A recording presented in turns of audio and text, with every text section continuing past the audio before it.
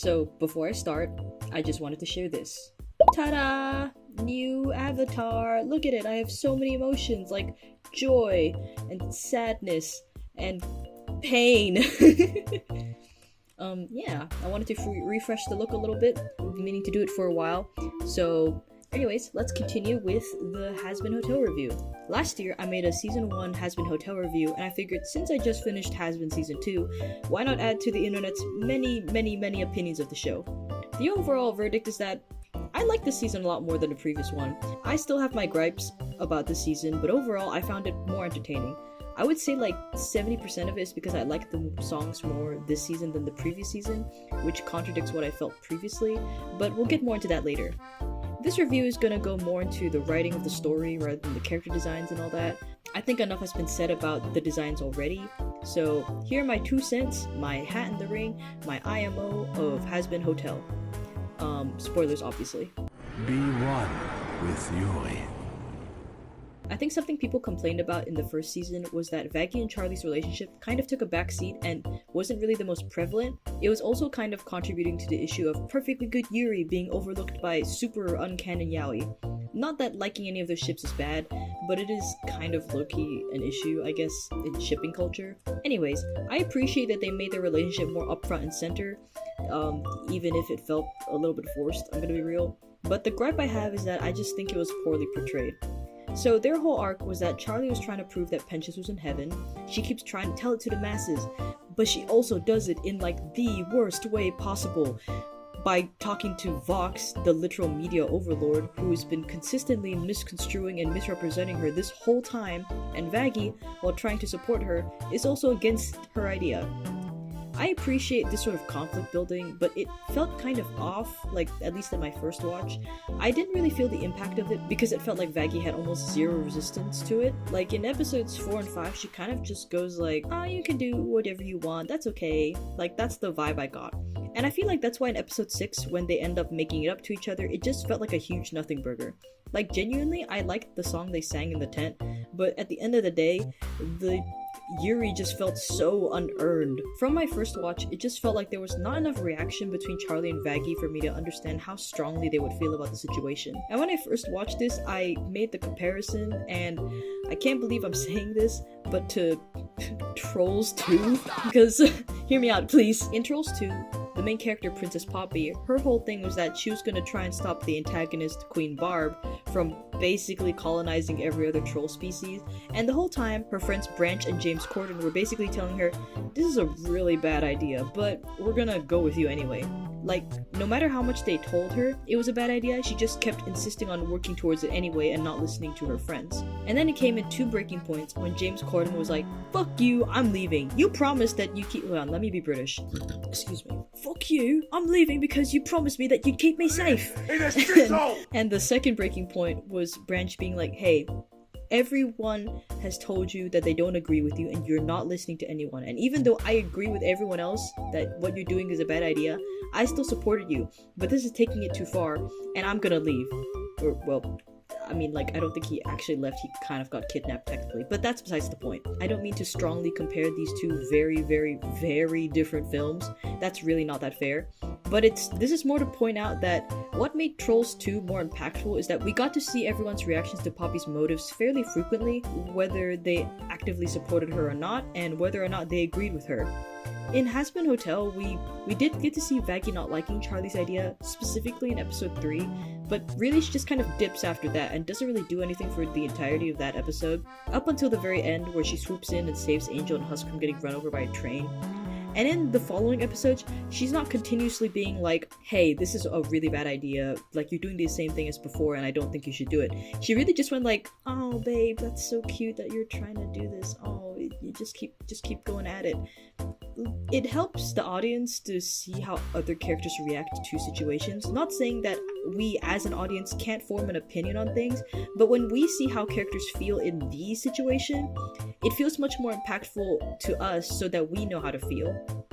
And after rewatching the season a couple of times, I was like, okay, technically Vaggie does have more obvious reactions. She was obviously against it, especially in the beginning of episode 3 and a little bit of episode 4, but honestly, apart from that, her lack of reaction from then on, and only coming back at the very end to resolve their conflict really just kind of killed it for me. Another critique I would like to bring up is that I feel like Vaggie's character only really revolves around Charlie.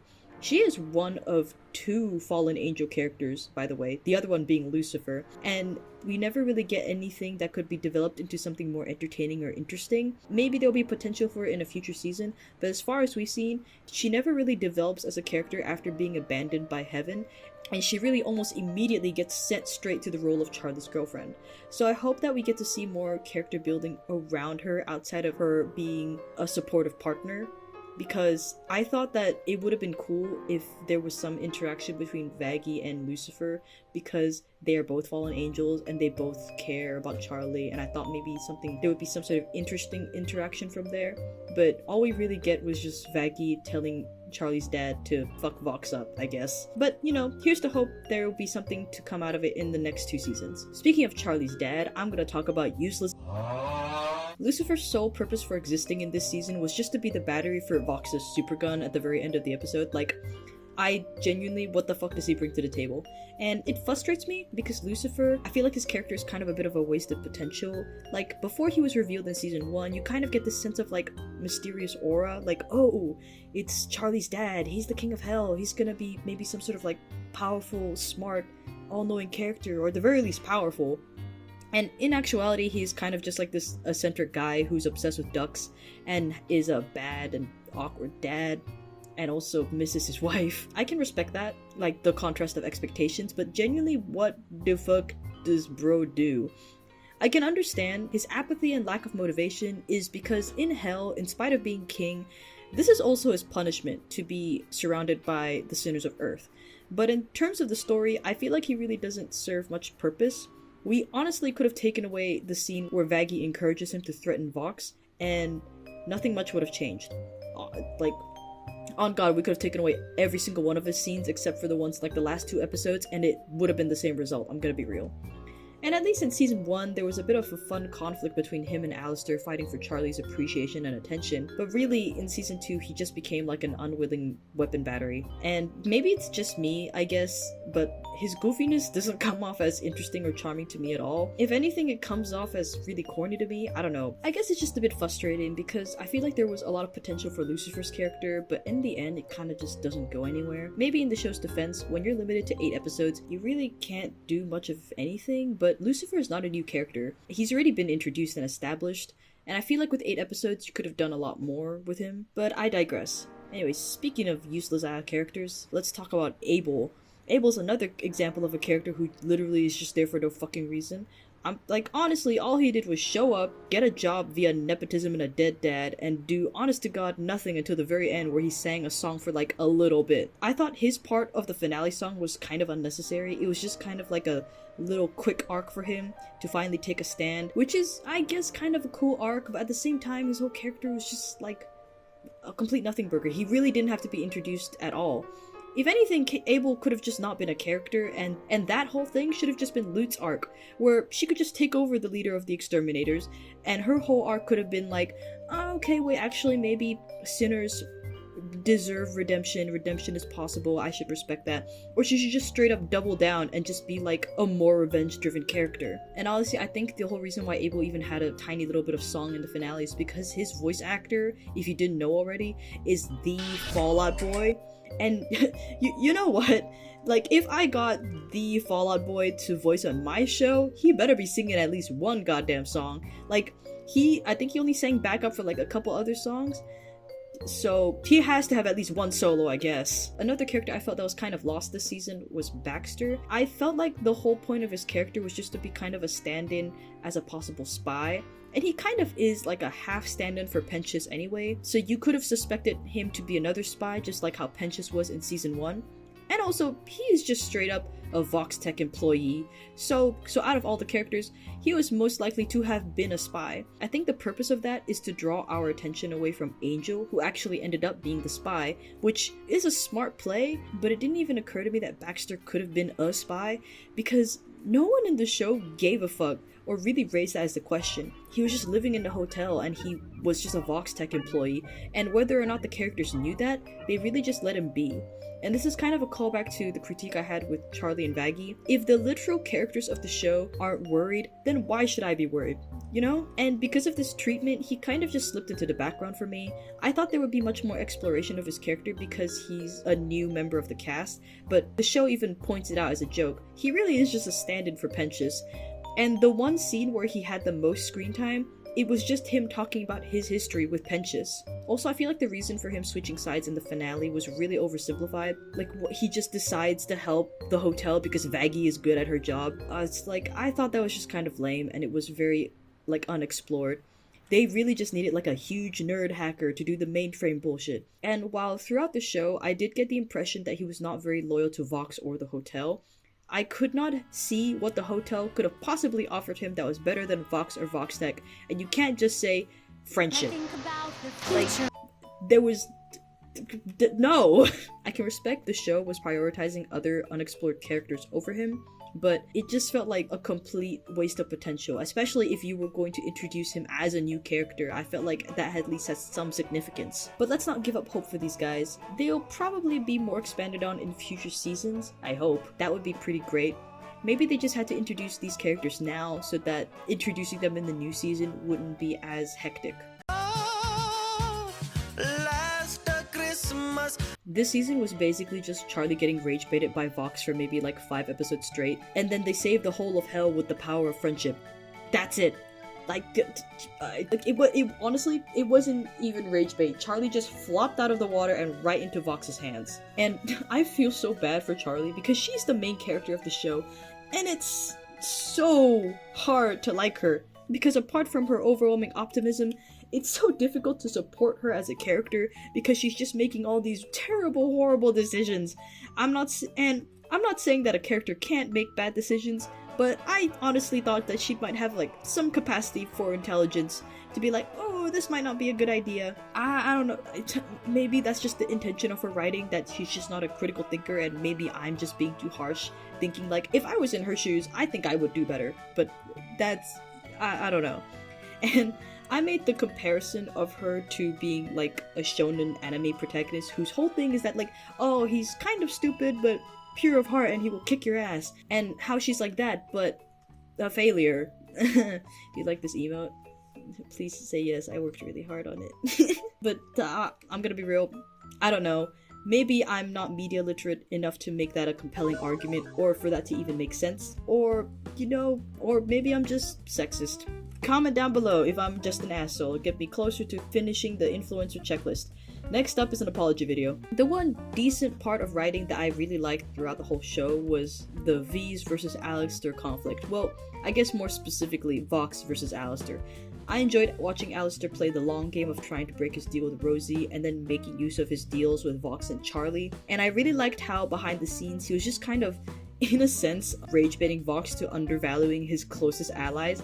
It was really nice to see Alastor sowing these seeds of doubt and ego death for all of it to come to fruition in the finale. It really sold the idea of him being a villain alongside Vox, and watching it all come together was really satisfying. And Vox overall was also a great character to watch because he was a very compelling villain with many aspects explored to him, from his cult leader persona, to his history with Alastor, his desire to become a godlike figure, to his need to literally just beating the shit out of Alastor. They just put all the good exposition and character exploration to him in this season, which I can respect because he is the main villain of this season after all. I'm sorry girl, it's the Vox show now, or I guess maybe the V's show, but I think we know what it actually is.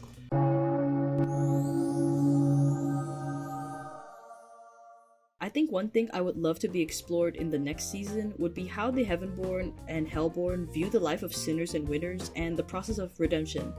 It was a little bit touched on, like basically just grazed on, but it was more focusing on Sarah's guilt of allowing the exterminations and how she should atone for that now that redemption was proven to be possible. I didn't really like how Sarah reacted in my first watch because I was under this impression that like, as a seraphim, this higher being / entity should know better. Like, how are you closer to God than most characters and you can't lock the fuck in?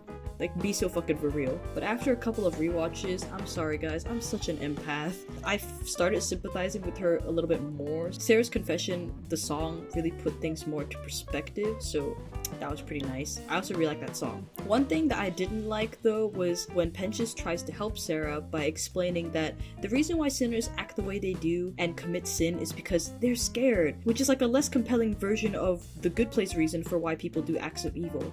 Which, if you don't know, in the Good Place, the reason why people do acts of evil is not because they're inherently bad, but it's because due to the evolving world around them, it's much harder to do ethically good things. I feel like the reason why sinners do what they do because they're scared doesn't work for the context of Hazbin, because as far as the show has portrayed, so many of the people in hell are genuinely bad people. We got murderers, cannibalists, adulterers. You can't just write away that they do what they do because they're scared.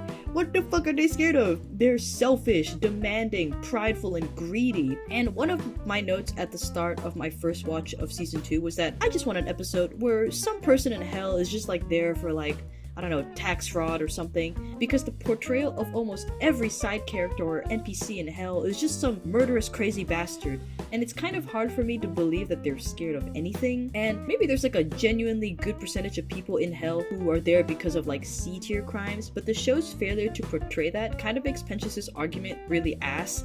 And as far as I'm aware, he's genuinely like maybe the only character where they expanded upon his sin, and I feel like it was just less impactful because he was already redeemed, so yeah.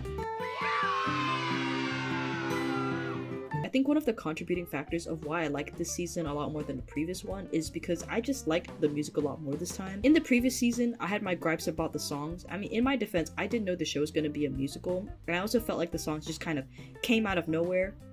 After rewatching the first season, I was like, oh, okay, it's not as intense as before, but I still feel like some songs were kind of unnecessary.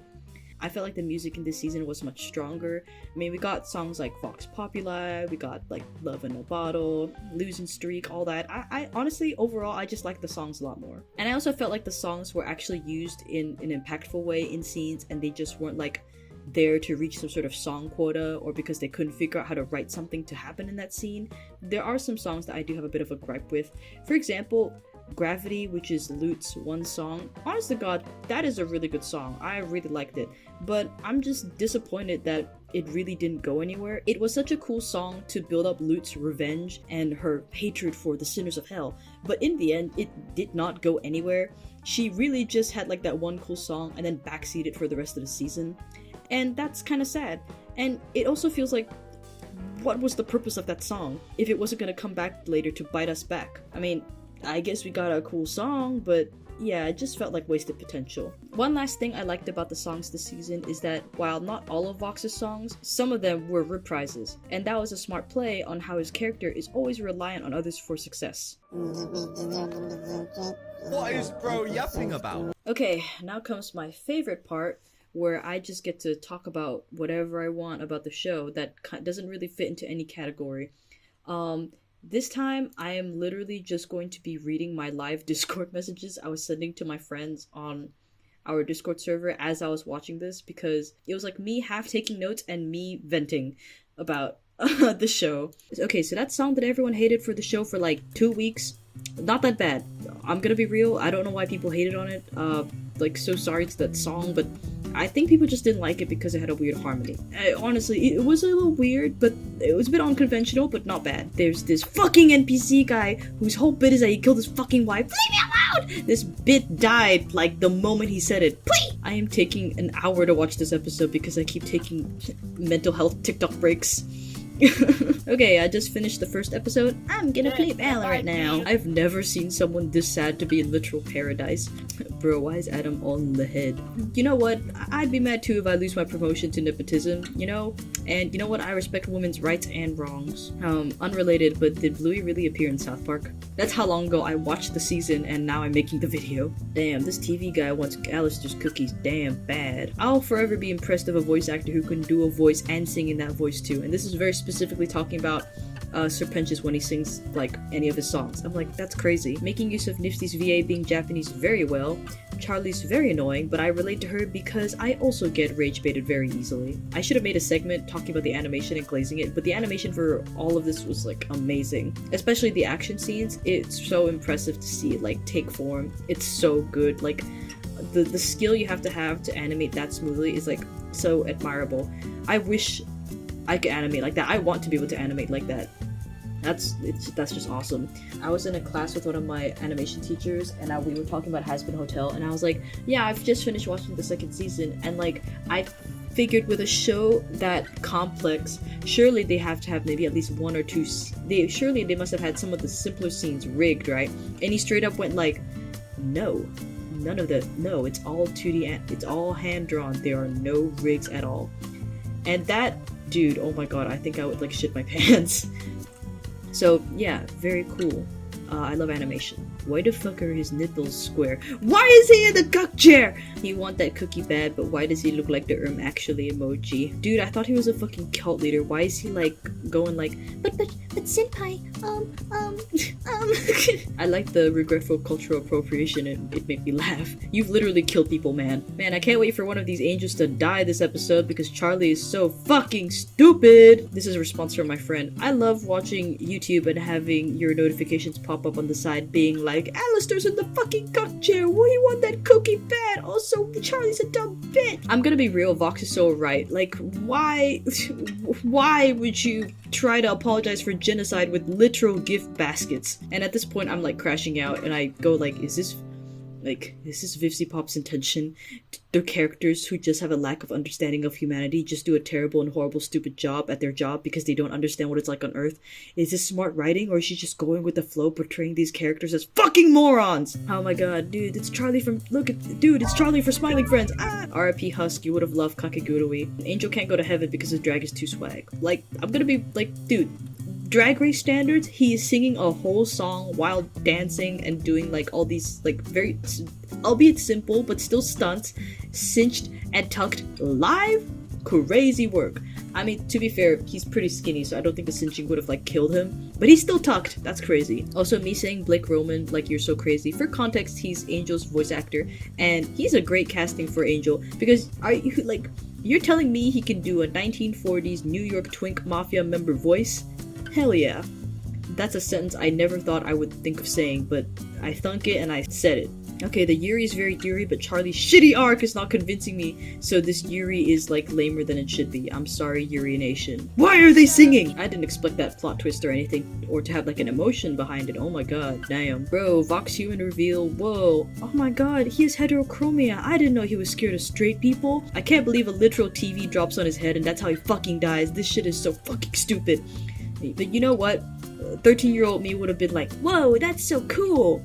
Bro is the attention whore. Is there only one way to draw a suit in this show, and that's just with the most insane shoulder pads on a blazer? You know what, fuck it. At this point, I would just present that redemption is real, is like for real, and just use that as like an ultimatum. Like, why the fuck are we singing right now? If Emily dies, I think that'd be really fucking funny.